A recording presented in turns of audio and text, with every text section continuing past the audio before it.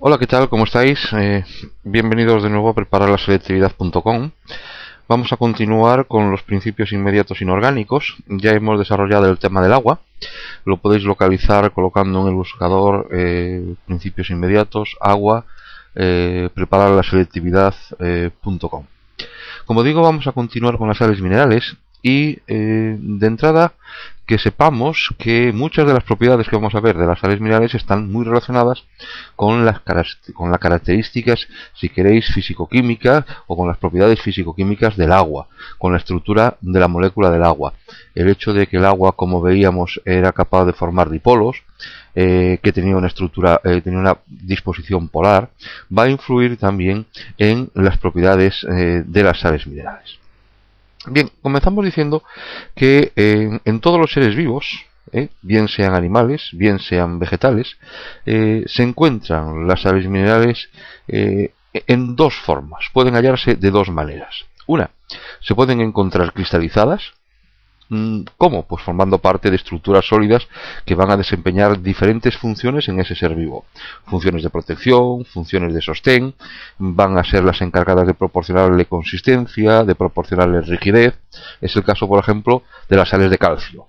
Tanto el carbonato cálcico como el fosfato cálcico tienen funciones relacionadas en este sentido. Forma parte, tanto el carbonato como el fosfato cálcico forma parte de la concha de los moluscos, forma parte de los huesos, forma parte de los dientes de los vertebrados, etcétera, etcétera, ¿no?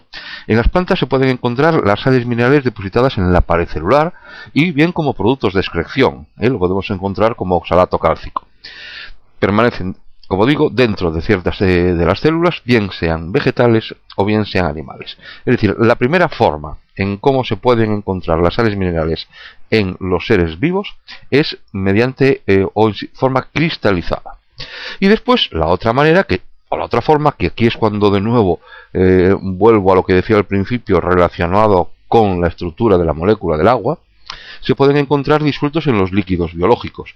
En este caso se pueden encontrar de dos maneras. Se pueden encontrar como, se van a encontrar como iones. Se pueden encontrar como aniones, si son iones con carga negativa, o se pueden encontrar como cationes, si son iones con carga positiva. ¿Cuáles son los más importantes que vamos a decir, ¿no? Bueno, pues tenemos los cationes, tendríamos el catión sodio, el potasio, el calcio, el magnesio, el hierro, tanto ferroso como férrico, el zinc, el manganeso y el cobre, tanto la forma cuprosa como la forma cúprica, es decir, cobre más o cobre más 2. Esto en cuanto a los cationes, todos ellos con carga positiva. Y en cuanto a los aniones, pues tenemos el ion cloruro, el ion carbonato, el ion bicarbonato, el ion sulfato, el ion nitrato, el ion fosfato, el ion bifosfato, o sea, además interviniendo desde luego o dando lugar a lo que veremos después, los sistemas tampón, ¿no? Tanto la forma carbonato-bicarbonato como la forma fosfato-bifosfato van a tener un papel muy relevante en los tampones o en los reguladores de pH. Y después también una tercera forma en cómo se pueden encontrar las sales minerales en los seres vivos es formando parte de moléculas orgánicas, ¿vale? Por ejemplo, el ion bifosfato forma parte de los fosfolípidos, puede formar parte de los ácidos nucleicos, puede formar parte de algunas proteínas. El catión magnesio forma parte de la clorofila. El ion ferroso puede formar o se va a encontrar asociado a la hemoglobina.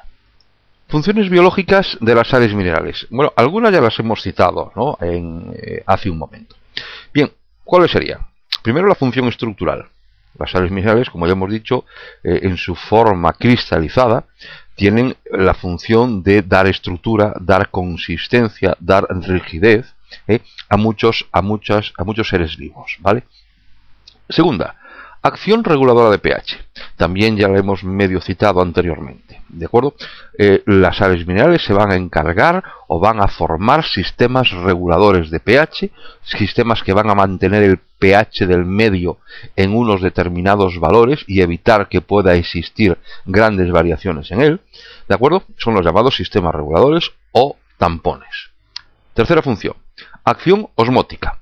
Sobre esta función tenemos que decir que los iones minerales en disolución van a ser los principales causantes de que se puedan producir los fenómenos osmóticos, el fenómeno de la ósmosis. Si la concentración de estos iones varía, se puede producir una entrada o salida excesiva de agua en las células, con lo cual el daño es evidente, ¿vale? Y la cuarta función estaría relacionada con que los cationes van a desempeñar acciones específicas en el organismo. Vamos a explicar ahora a continuación con un poco más de detalle cada una de las funciones que acabo de citar. Comenzamos con la acción reguladora de pH.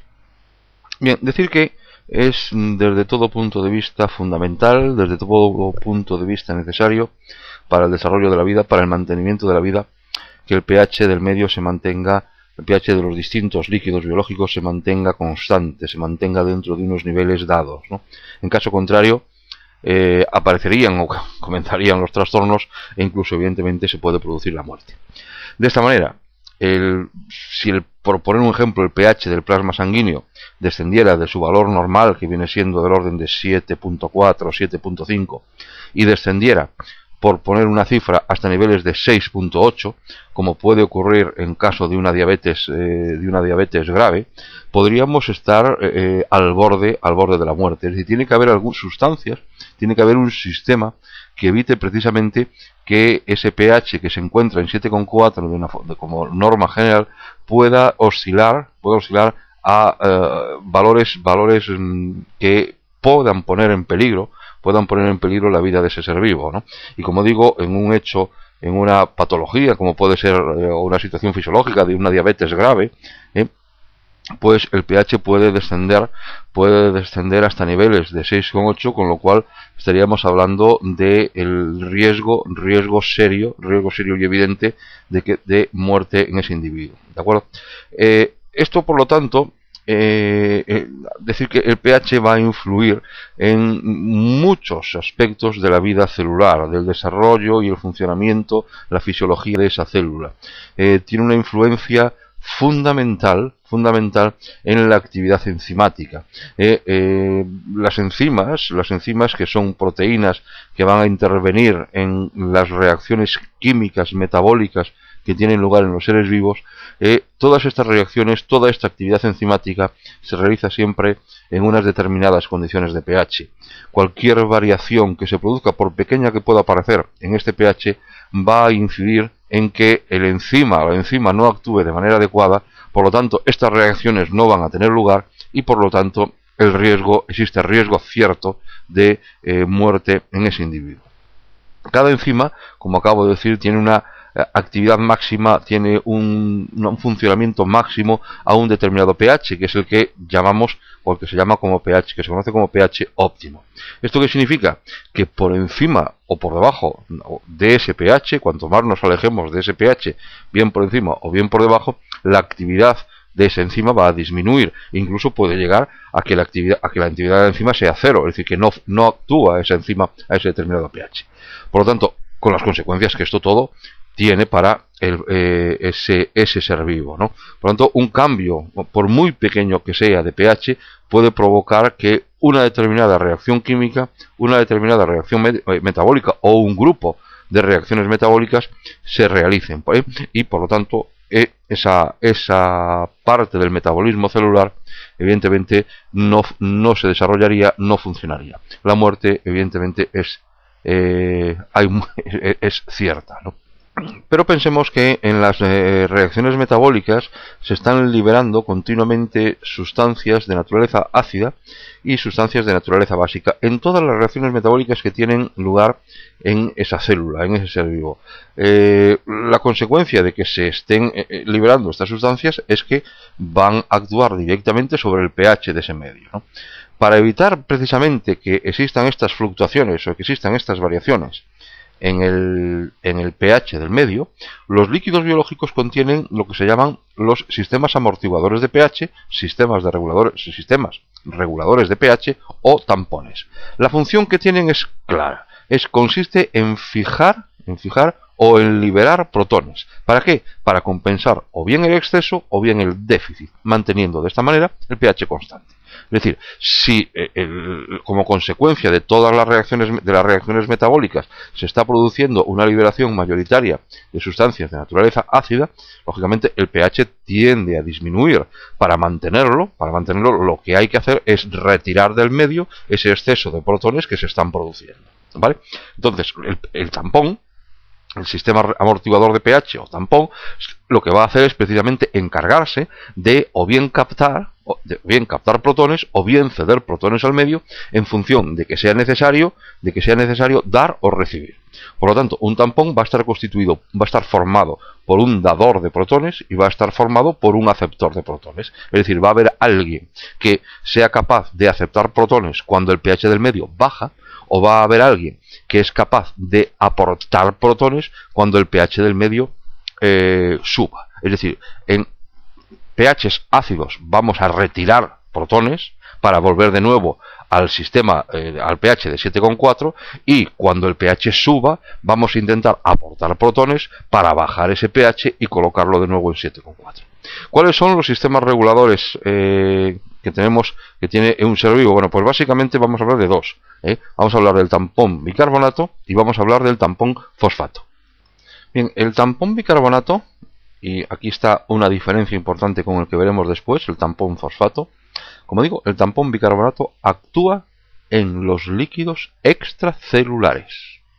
Importante diferencia o punto importante porque va a diferir con el tampón fosfato. Repito, el tampón bicarbonato actúa en los líquidos extracelulares. ¿Y está formado por quién? Está formado por el ácido carbónico, que actúa como dador de protones, y el ion bicarbonato, que va a actuar como aceptor, tal como lo veis, tal como lo ven en la figura que está ahora mismo colocada.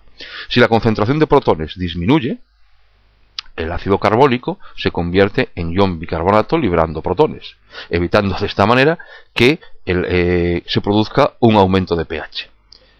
El ácido carbónico es reemplazado a partir del CO2 gaseoso, cuya concentración se puede aumentar, disminuyendo el ritmo de ventilación pulmonar, ¿de acuerdo? Con la reacción que también estáis viendo ahora. Por el contrario, si la concentración de protones aumenta, ¿vale? Es decir, se produce una bajada de pH, lo que va a ocurrir es que el ion bicarbonato va a captar protones, y de esta manera se va a producir un desplazamiento hacia la formación de ácido carbónico. De esta manera, lo que se está evitando es que se produzca un descenso de pH. El ácido carbónico que se ha formado se va a disociar en CO2 y en agua, y este será expulsado por la vía respiratoria, aumentando el ritmo de ventilación. Fíjense que en este caso aumenta el ritmo de ventilación, en el caso anterior se va a producir una disminución en el ritmo de ventilación pulmonar. ¿De acuerdo? Este es, por lo tanto, como es la fisiología del tampón bicarbonato. Y en cuanto al tampón fosfato, vamos con la diferencia, una diferencia importante con respecto al anterior, es que este actúa en el medio intracelular y está formado por dos iones, el dihidrógeno fosfato y el monohidrógeno fosfato. El primero va a actuar como dador, el segundo va a actuar como aceptor, tal como tenéis ahí en la figura. Si en la célula se produce una disminución en el pH, la reacción se desplaza hacia la izquierda. Si se produce un aumento, la reacción se desplaza hacia la derecha.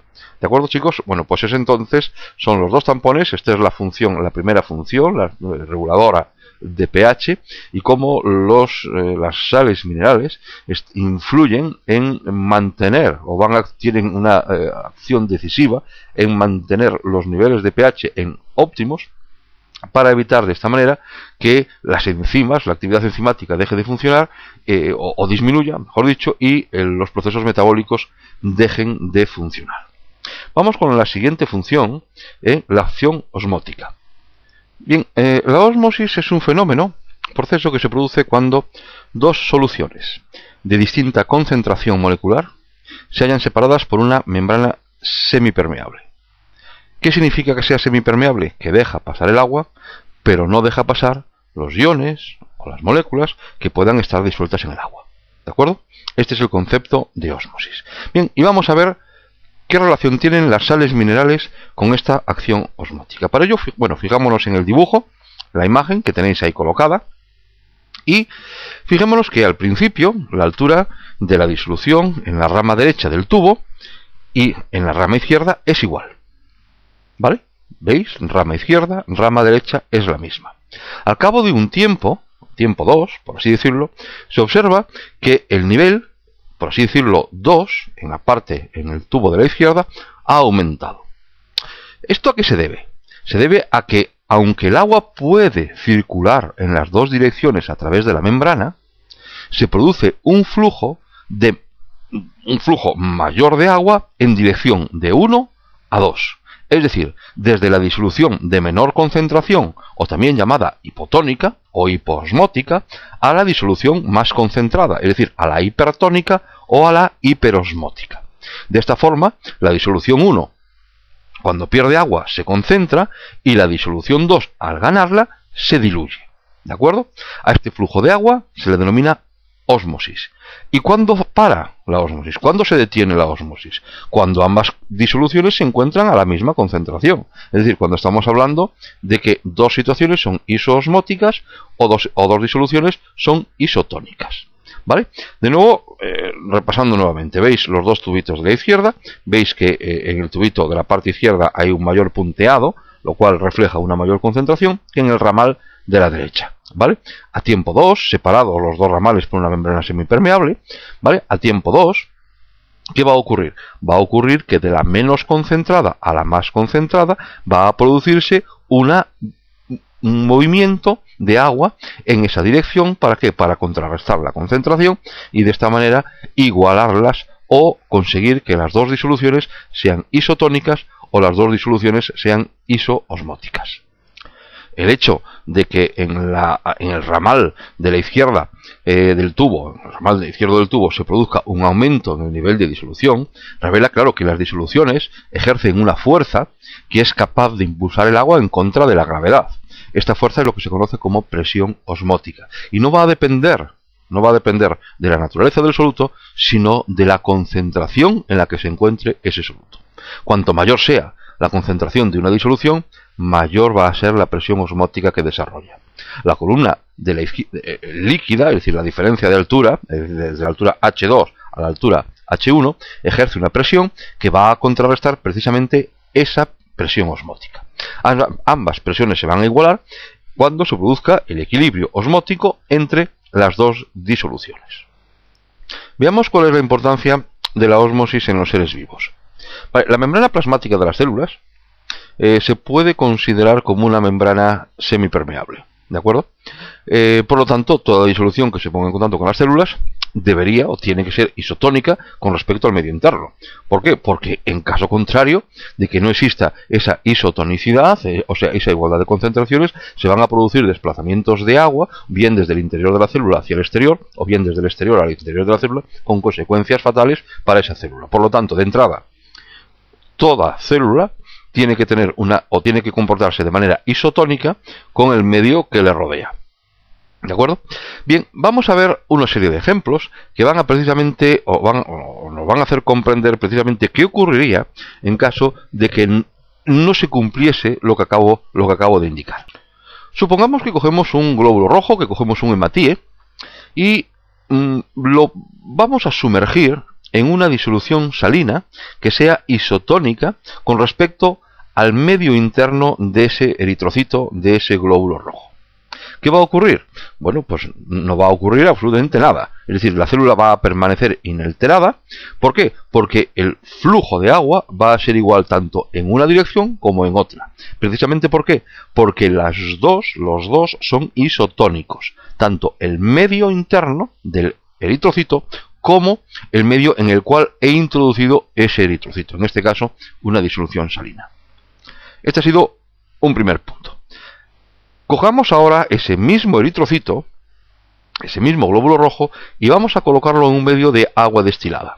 Si lo colocamos en un medio de agua destilada, lo estamos colocando en una disolución salina hipoosmótica con respecto al medio interno del glóbulo rojo. ¿Qué va a ocurrir? Bueno, pues si estamos en contacto con un medio que es hipoosmótico, se va a producir una entrada de agua. ¿Desde dónde? Desde el medio al interior del glóbulo rojo. ¿De acuerdo? ¿Esto qué va a provocar? Va a provocar que ese hematíe comience a hinchar, comience a aumentar el volumen, hasta que llegue un momento en que puede provocar la hemólisis, o sea, la rotura de ese glóbulo rojo. Esto es lo que ocurre cuando se produce la introducción de un glóbulo rojo en una disolución salina.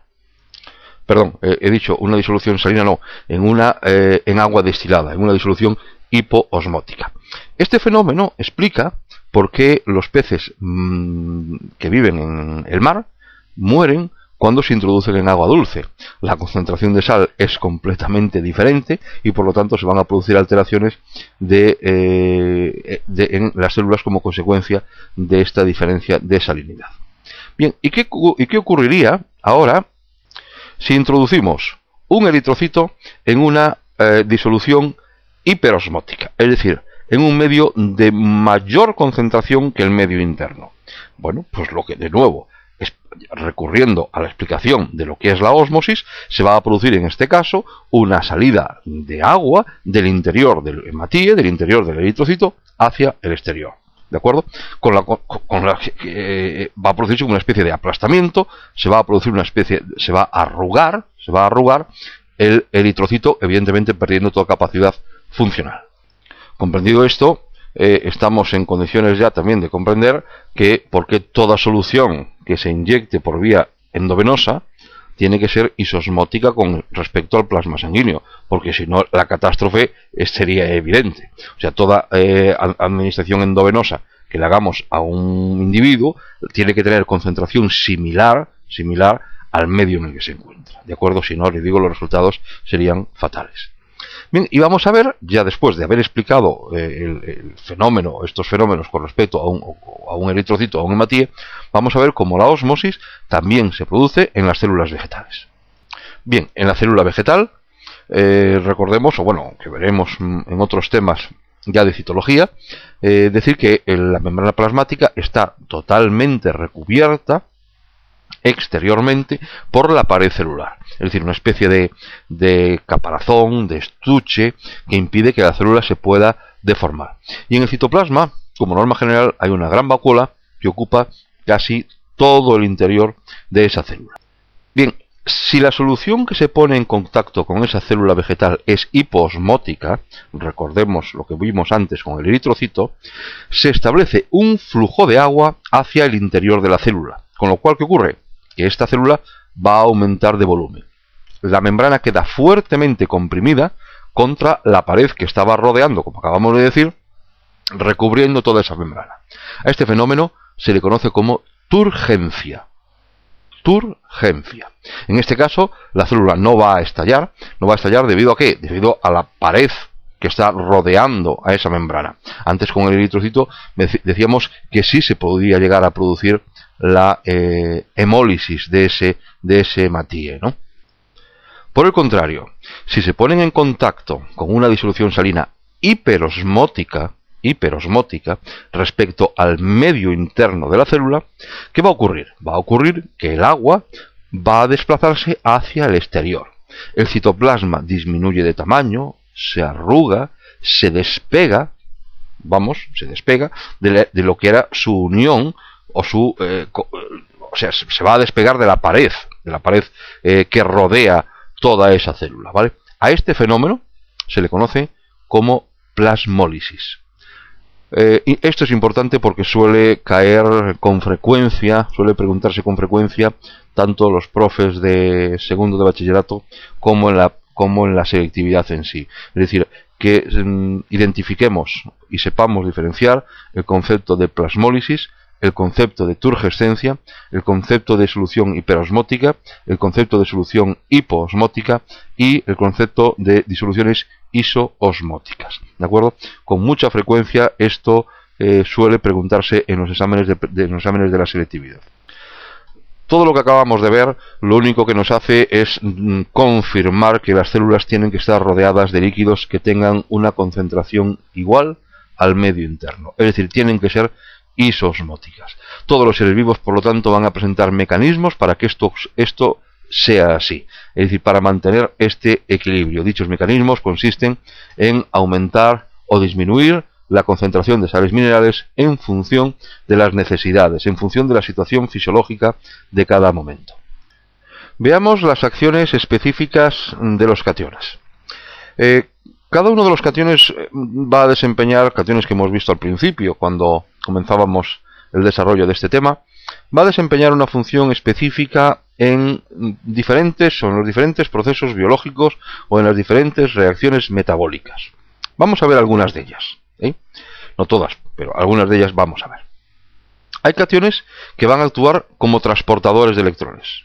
Ejemplo, el ion ferroso, el hierro más 2. El hierro más 2 se puede transformar en hierro más 3, más un electrón, ¿de acuerdo? Gracias a esto, pues va a transportar electrones, por ejemplo, en la respiración celular, formando parte de las enzimas llamadas citocromos. Además, por otra parte, este catión también se encuentra formando parte de la hemoglobina, que es donde se va a producir la fijación del oxígeno. Aquí tenéis un ejemplo de cómo el catión hierro más 2 o cómo el catión hierro más 3 va a tener, por un lado, una función relacionada con fijación de oxígeno, la hemoglobina, formando parte de la estructura de la hemoglobina, o también interviniendo en el transporte, en la cadena transportadora de electrones, formando parte de los citocromos. El catión sodio y el catión potasio desempeñan o juegan un papel crucial, necesario, en la transmisión del impulso nervioso. Cationes como el calcio, magnesio, cobre o zinc son cofactores enzimáticos. Actúan como cofactores enzimáticos. Cuando veamos el tema de las enzimas, veremos qué es un cofactor enzimático. De todas maneras, si entráis en la web www.prepararlaselectividad.com, ahí se encuentra desarrollado el tema de las enzimas y podréis saber qué es un cofactor, ¿de acuerdo? www.prepararlaselectividad.com. El calcio interviene también en la contracción muscular e interviene también en la coagulación sanguínea. Hay algunos cationes que van a regular la actividad de determinados órganos. Ejemplos: el sodio, el potasio o el calcio. Los tres iones se encuentran o tienen que encontrarse en concentraciones exactas y en concentraciones determinadas para que el corazón pueda latir de manera adecuada. Si se produce una variación, un exceso o un déficit en cualquiera de estos tres, va a provocar inmediatamente que se produzcan alteraciones en el funcionamiento de este órgano, ¿de acuerdo? Son tres, tanto el sodio como el potasio como el calcio juegan papeles importantísimos en la contracción del músculo cardíaco.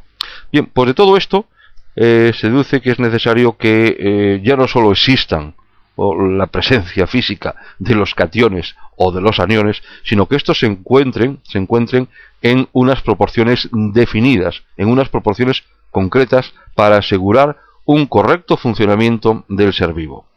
Por todo ello, para que un líquido pueda ser introducido en un organismo, no debe ser isoosmótico, como veníamos diciendo ahora, sino que la composición iónica tiene que estar equilibrada con respecto al medio en el que lo estamos introduciendo y un pH próximo a la neutralidad. ¿De acuerdo? A los líquidos que reúnen estos requisitos los vamos a definir o los vamos a llamar como soluciones fisiológicas. Bien, y ya para terminar este tema, vamos a ver qué es la diálisis y cuál es la aplicación que tiene en el campo de la medicina. Bueno, la diálisis es un fenómeno similar a la ósmosis. Similar. Es decir, es un proceso que ocurre cuando una membrana que separa dos disoluciones deja, además de pasar agua, deja pasar el agua, pero, pero también permite que moléculas de bajo peso molecular puedan atravesarla.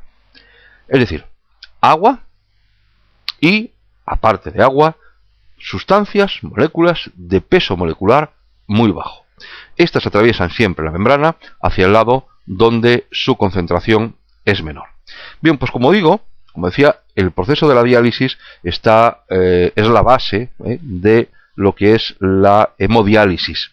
La hemodiálisis es una técnica que se emplea en el campo de la medicina cuando un riñón no puede realizar correctamente su función. Ya, la función desde el riñón es precisamente la de depurar, la de limpiar, ¿no?, el ser vivo de todos los productos de desecho que dentro de él se están acumulando. ¿De acuerdo? Básicamente, ¿en qué consiste la hemodiálisis? Consiste en hacer pasar la sangre por un circuito donde una membrana de características descritas a lo que dije anteriormente separa la sangre y, por lo tanto, de una disolución muy diluida. Los componentes de la sangre de bajo peso molecular van a atravesar esa membrana y pasan a la disolución. ¿De acuerdo? De esta forma, ¿qué ocurre? Que la sangre queda desprovista de todas aquellas sustancias tóxicas que se producen en el metabolismo celular, como es el caso de la urea.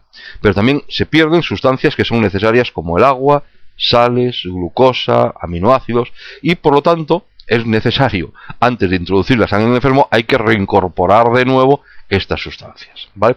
Es decir, con la hemodiálisis lo que estamos consiguiendo es limpiar y eliminar aquellas sustancias que se producen en el metabolismo celular, básicamente la urea, y que por las circunstancias que sea, ese riñón se ve incapaz de poder llevarlo a cabo. ¿De acuerdo?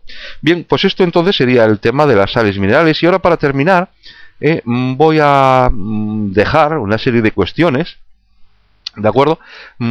Si alguna no supiese, y son todas ellas muy sencillas, ¿no? Bueno, muy sencillas. Son todas ellas cuestiones que se pueden realizar con facilidad si se ha entendido perfectamente todo lo que hemos visto en este tema, ¿no?, en el tema de las sales minerales, ¿de acuerdo? Y como digo, si alguna no conocéis o no sois capaces de contestar, pues podéis dejar alguna anotación debajo de este vídeo, ¿no?, y ya la responderíamos. Bien, son todas cuestiones que están relacionadas con la selectividad y que bien de una u otra forma han caído ya o han sido preguntadas, y lo han hecho con una frecuencia importante, ¿no? Por eso les voy a resaltar aquí.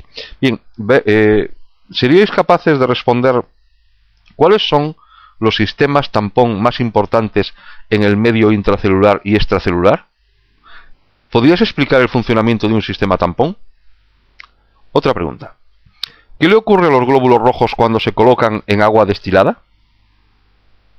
¿Qué le ocurre a una persona en la que se inyecta agua destilada en vena? ¿Qué le ocurriría a una célula vegetal que se introduce en el agua de mar? Todas ellas, evidentemente, razona el por qué respondes de una u otra manera. ¿Por qué no crecen microorganismos en alimentos como la leche condensada? ¿Por qué las hojas de un vegetal se ponen turgentes cuando se dejan en agua y luego, si se alinea, se arruga? ¿Cuáles son las diferencias entre diálisis y ósmosis? Bien, pues son todas preguntas que deberéis responder una vez que tengáis el tema ya estudiado, y que desde luego os van a servir para que sepáis, si domináis, si conocéis, si entendéis el tema de las sales minerales. ¿De acuerdo? Y bueno, y como digo, tenéis muchos más temas desarrollados en el apartado de biología de www.prepararlaselectividad.com.